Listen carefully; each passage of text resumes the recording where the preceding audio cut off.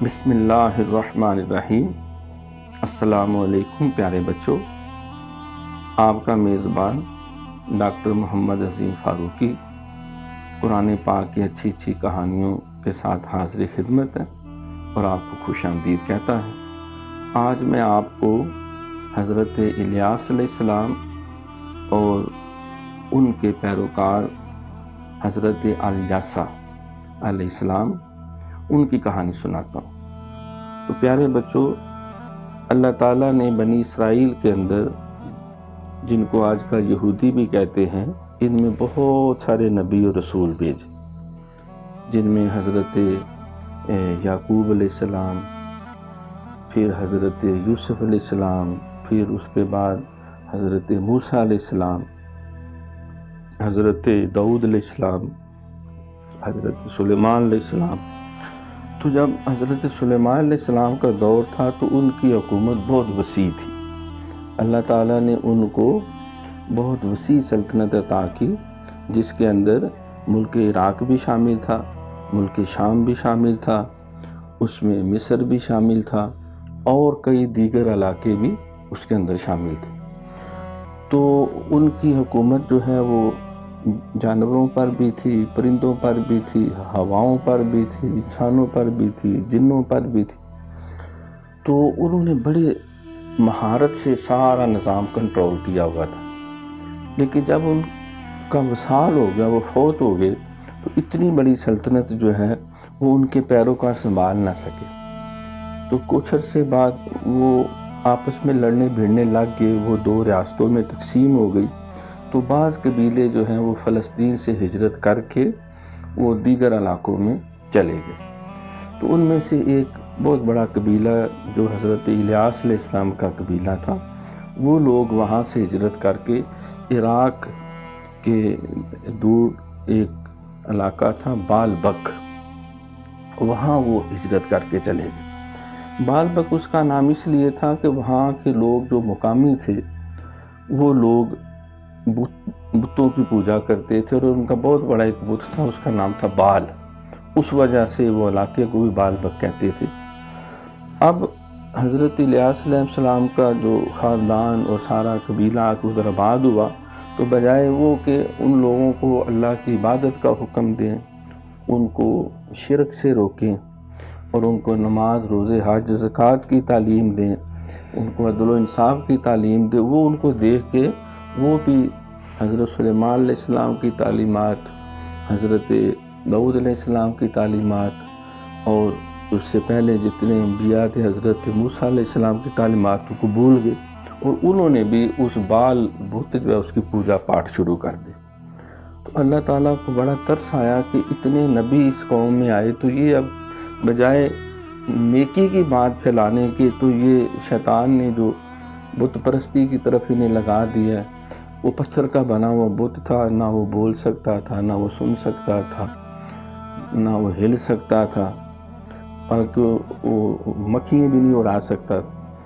تو اس بنا پہ وہ سخت جو ہے اللہ تعالیٰ کو ان پہ ترس بھی آیا اور افسوس بھی ہوا۔ تو اللہ کریم نے ان میں ایک نبی بھیجا، ان کا نام تھا حضرت الیاس علیہ السلام۔ وہ نبی بہت ہی نیک تھے، اسی قبیلے میں پیدا ہوئے۔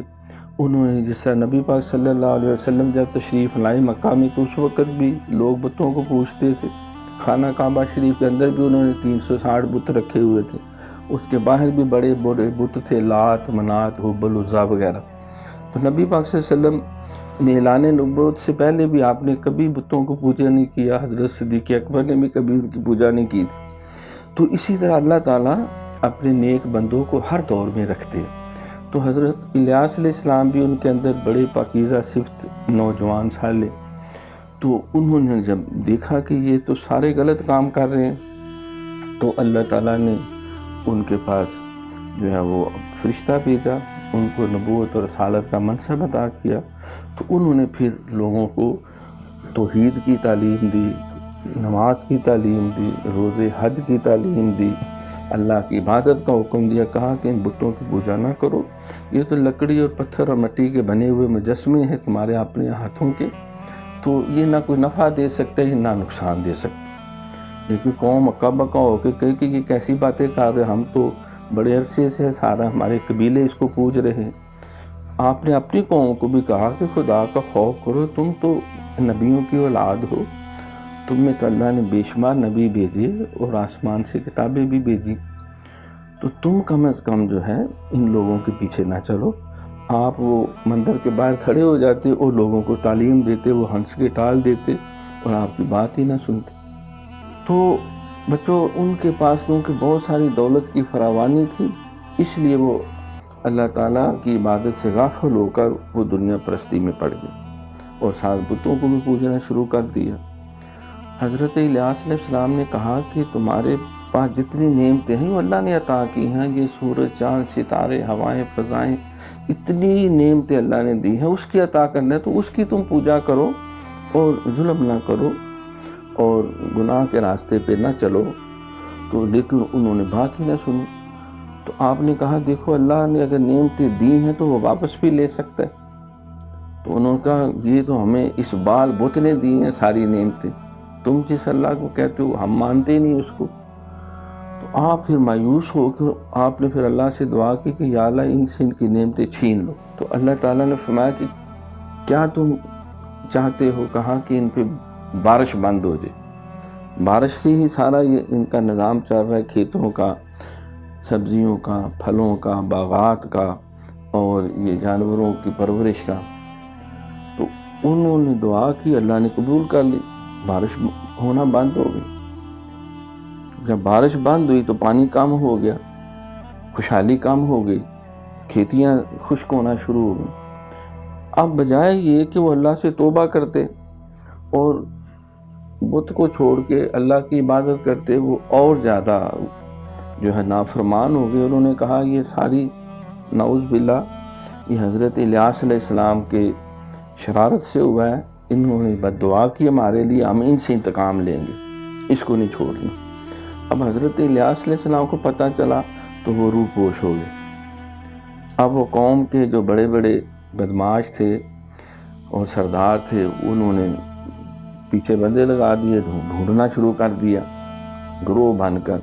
اب حضرت الیاس علیہ السلام بڑی مہارت سے کبھی کسی علاقے میں چلے جا کے، کبھی کسی علاقے میں، ان کو پکڑائی نہ دیے۔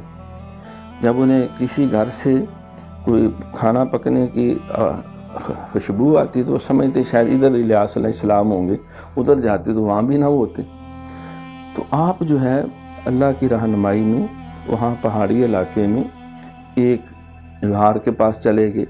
وہاں ایک خاتون اور ایک خاندان رہتا تھا، انہیں پتہ چلا کہ یہاں کو اللہ کا بندہ آیا ہوا۔ تب ان کا بیٹا، اس کا نام تھا الیاسا، وہ بیمار تھا اتنا زیادہ کہ حکیموں نے، ڈاکٹروں نے لا علاج کر دیا۔ تو وہ ان کے پاس گئے، کہے آپ اللہ کے نیک بندے ہیں، دعا کریں اللہ ہمارے بچے کو شفا یابی دے، ہم پھر آپ کی خدمت بھی کریں گے۔ تو انہوں نے دعا کی اور وہ بچہ صحت یاب ہو گیا۔ انہوں نے آپ کو اپنے گھر میں رکھ لیا۔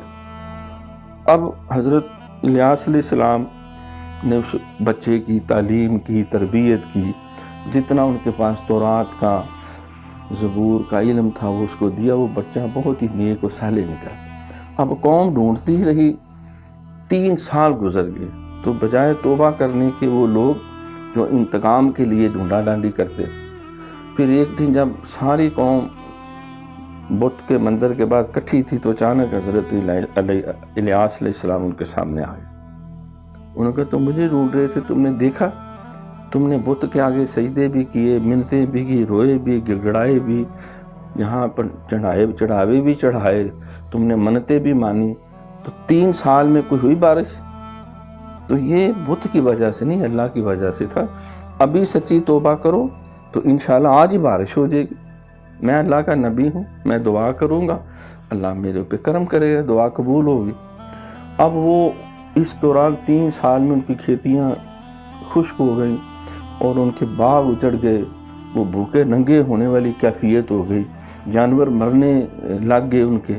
تو اب ان کی جان لبوں پہ آئی تھی، انہوں نے کہا کہ ہم سچی توبہ کرتے ہیں، ہم اس بال بت کی پوجا نہیں کریں گے، اللہ کی پوجا کریں گے، دعا کرو تاکہ ہماری یہ قحط، یہ مصیبت ختم ہو جائے، بارش ہو۔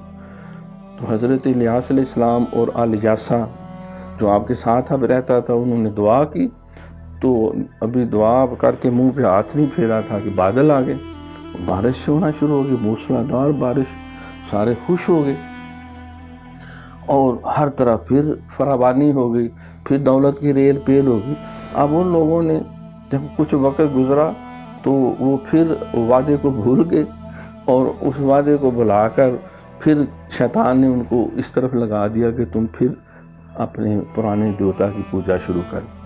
الیاس علیہ السلام کو سخت ناراضگی ہوئی اور اللہ سے دعا کی کہ یا اللہ مجھے تم ان لوگوں سے نجات عطا فرما، مجھے اپنے پاس بلا لے۔ اللہ نے ان کی دعا قبول کی اور ان کو آسمانوں پہ اٹھا لیا، حضرت الیاس علیہ السلام۔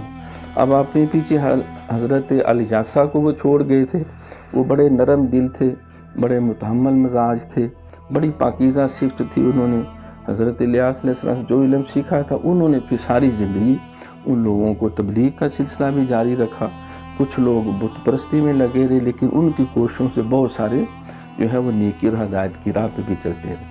تو بچوں، اس سے ہمیں یہ سبق یہ ملا کہ اللہ جب نعمتیں دیتا ہے تو پھر ہمیں اس کا حکم بھی ماننا چاہیے، اس کی عبادت بھی کرنی چاہیے، نماز بھی پڑھنی چاہیے، روزے بھی رکھنے چاہیے، حج بھی کرنا چاہیے، ہمیں دوسروں پہ ظلم بھی نہیں کرنا چاہیے، اور جس طرح اللہ اور اس کا نبی حکم بھی اس کے مطابق زندگی گزارنی چاہیے۔ اگر غلطی ہو جائے تو اللہ سے توبہ کر لینی چاہیے، جب توبہ کرتے ہیں اللہ بخش دیتا ہے، اللہ دوبارہ رحمتیں بھیجتا ہے۔ تو پیارے بچوں، آج آپ نے حضرت الیاس علیہ السلام اور الیاسا علیہ السلام ان کی کہانی سنی۔ انشاءاللہ تعالیٰ اگلے پروگرام میں نئی کہانی کے ساتھ آپ کی خدمت میں حاضر ہوں گا۔ تب تک کے لیے اپنے میزبان ڈاکٹر محمد عظیم فاروقی کو اجازت دیجیے۔ اللہ حافظ۔